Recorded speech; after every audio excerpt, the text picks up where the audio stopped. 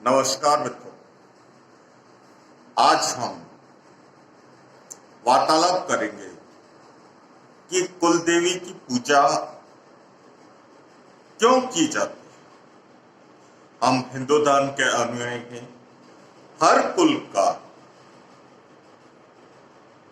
एक इष्ट होता है और वो इष्ट कुलदेवी होती है। तो सबसे पहले कुलदेवी की पूजा की जाती है, उसके बाद में अन्य देवी देवताओं की पूजा की जाती है।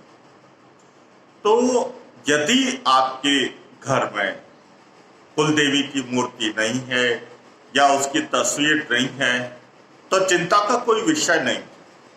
आप कुलदेवी लिखिए, याद रखिए कि उस समय पिचक नहीं लगे हुए हो और श्राद्ध नहीं, तो आप सुबह की वेला में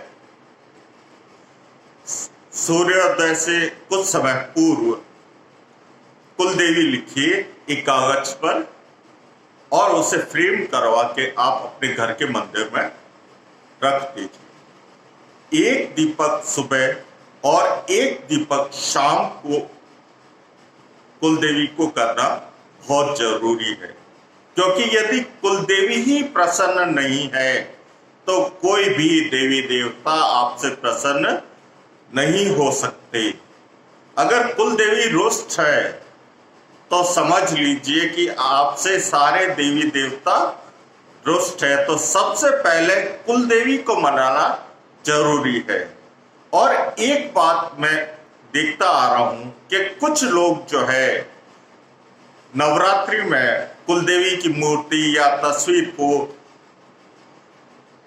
बाजोट पे लाल कपड़ा बिछा के रख देते हैं। कुलदेवी की स्थापना करने के बाद में उनको स्थान से नहीं हिलाया जाता।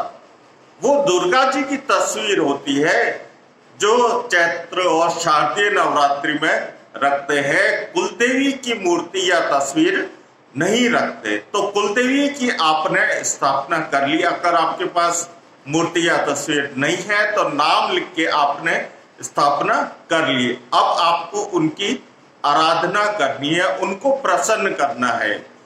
तो अगर आप अपनी कुलदेवी को प्रसन्न कर लेते हैं तो आपको जो मन वांछित फल है वो प्राप्त हो जाता है। और यदि आप अपनी कुलदेवी को प्रसन्न नहीं कर पाते तो आप चारों धाम घूम के आ जाइए, पूरा भारत घूम के आ जाइए, आपकी जो इच्छा है वो अधूरी रहेगी, क्योंकि आपकी कुलदेवी जो है आपसे प्रसन्न नहीं है। तो सबसे पहले कुलदेवी को प्रसन्न करना, कुछ नहीं करना है। आपको एक घी का दीपक सुबह और एक घी का दीपक शाम को लगाना है। तो ये थी जानकारी कि कुलदेवी को कैसे प्रसन्न किया जाए और मन वांछित फल कैसे प्राप्त किया जाए। धन्यवाद।